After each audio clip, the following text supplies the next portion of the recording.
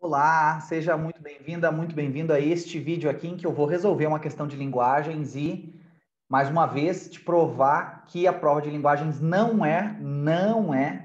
tu ouviu bem? A prova de linguagens não é uma prova de interpretação, como a imensa maioria das pessoas que estuda para o Enem e que prepara os estudantes para o Enem acredita, né? Não é. Quando eu digo que não é interpretação, significa que não é qualquer coisa que a gente simplesmente tem que ir lendo e sentindo, né? Existe uma série de comandos muito objetivos que são empenhados em cada uma das questões. Existe um segredo por trás de cada questão, que são as habilidades, né? Um segredo que não tem nada de secreto, porque são informações públicas, né? O que talvez seja o segredo é como olhar, é como encarar essa prova, né? E como resolver de maneira mais rápida. Os outros vídeos dessa playlist aqui de linguagens também são voltados a falar sobre questões da prova, né? A imensa maioria deles, pelo menos. E aqui vamos resolver, então, uma questão da habilidade 19. Deixa eu abrir aqui para ti. Aqui está ela, ó, essa aqui que está no lado esquerdo da tua tela. Deixa só eu me aumentar um pouquinho aqui, para tu não esquecer que eu estou aqui. Estamos falando do Enem de 2020. Deixa eu só te mostrar aqui, ó. Enem 2020, prova amarela, tá? O caderno de número 2. E no Enem de 2020, a prova no caderno amarelo, né? Nós estamos falando da questão de número, olha aí, aqui, ó, 35. Então, para tu, bom, eu sempre deixo isso na descrição do vídeo, mas só para tu ter a referência, Enem 2020, primeira aplicação, né? Aplicação impressa, tá? A normal, vamos dizer assim, né? E não as outras várias aplicações digital, PPL, etc.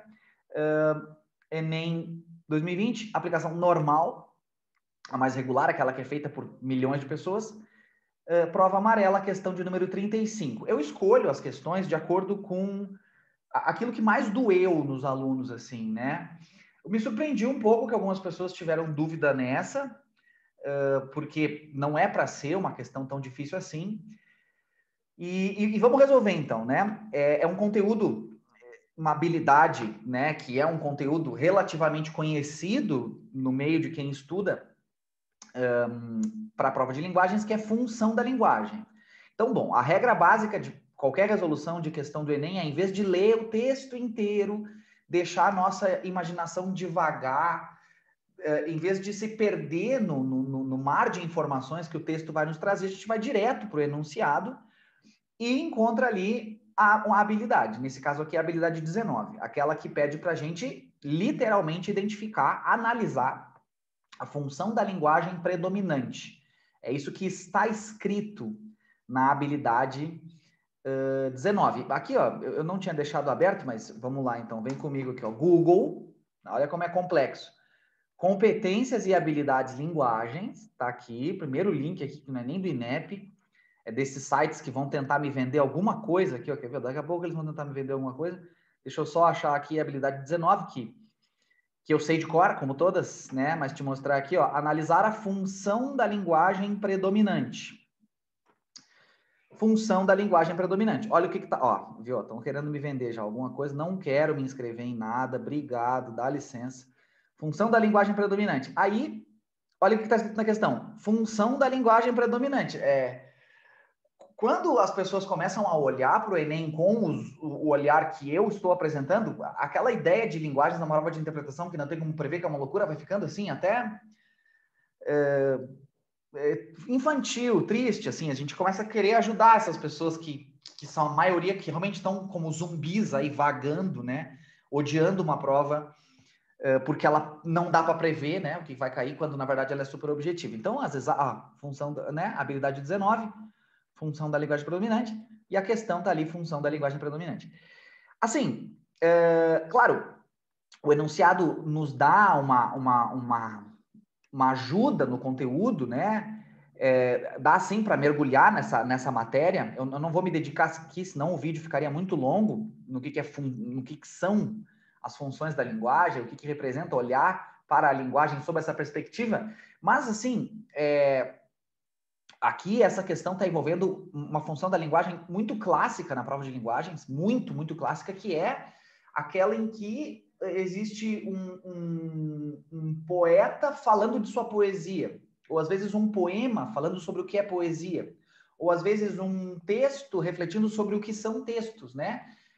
Então, nós sabemos que o texto é do Manuel Bandeira, tá aqui a referência, e é o Manuel Bandeira escrevendo sobre uma poesia sua. Vou-me embora para Passárgada foi o poema de mais longa gestação em toda a minha obra. E ele conta qual foi a primeira vez que ele ouviu falar na palavra Passárgada, que ele vai usar na poesia depois. Qual foi a história, né? Que coisas que ele leu, como é que de onde ele estava, se mudou para um lugar, se mudou para outro, até que, bum, saiu o poema. É um poeta falando de sua poesia. Gabarito letra C, acabou. Porque o poeta tece comentários sobre a gênese, sobre a origem e o processo de escrita de um de seus poemas. Ponto final. Ponto final, tá? Muita gente pode ter se confundido, por exemplo, com função emotiva, que é aquela em que aquele que fala, no nosso caso aqui desse texto, Manuel Bandeira, ele fala de si mesmo. No entanto, existe uma diferença do Manuel Bandeira falar dele, do seu sentimento, dos seus medos, dos seus desejos, e ele falar de uma poesia sua. É muito diferente. Uma coisa é eu aqui falar sobre a minha pedagogia, a minha forma de ensinar.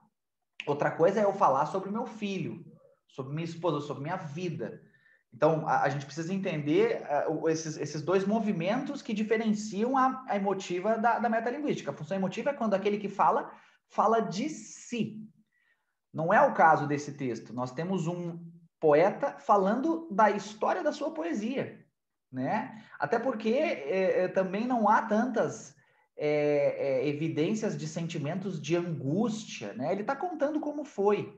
Por isso, gabarito letra C. Fazendo aqui um breve apanhado das funções, eu estou resumindo muito, tá?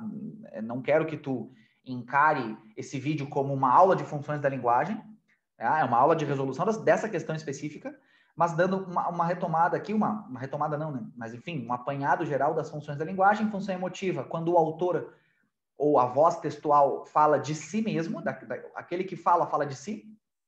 Função referencial, quando o texto é objetivo, quando o texto simplesmente transmite uma informação de maneira fria, vamos dizer assim, quando, por exemplo, uma notícia de jornal, que geralmente é referencial, mais referencial, diz algo do tipo, faleceram tantas pessoas por Covid no tal dia.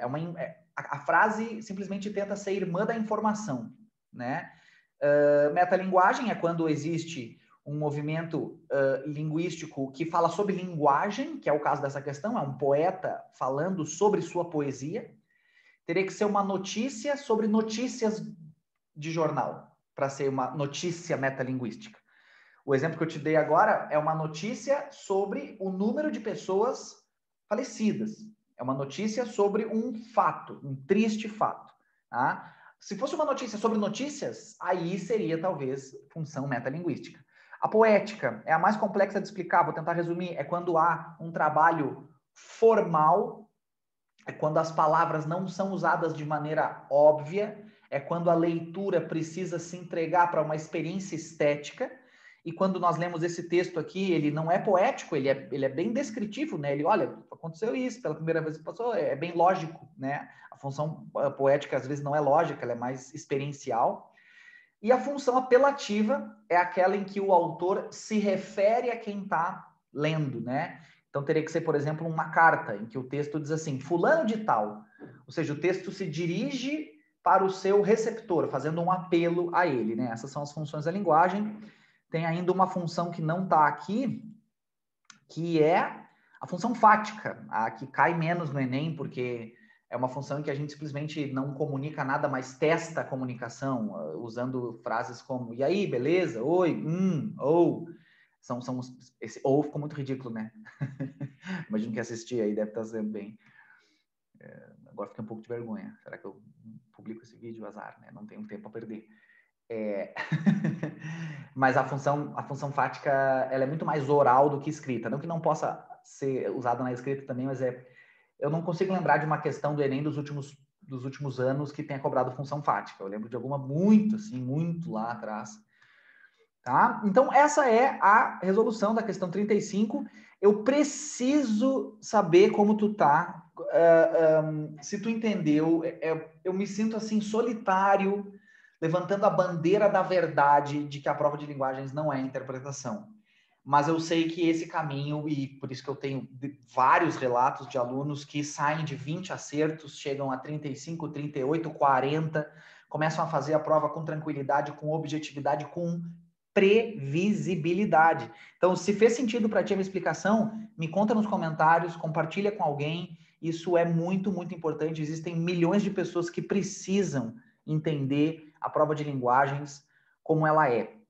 Afinal de contas, isso decide o futuro de muita gente, botando a pessoa dentro ou não, né, da universidade pública ou das universidades particulares com bolsa integral, né? Esse é o sonho e a prova de linguagens é um caminho. E a gente precisa entender como ela funciona. Então, por favor, me comenta. Estou aqui, né, solitariamente compartilhando minha forma de perceber e eu sei que pode mudar a vida de muita gente. Então, conto contigo. Um abraço e até a próxima.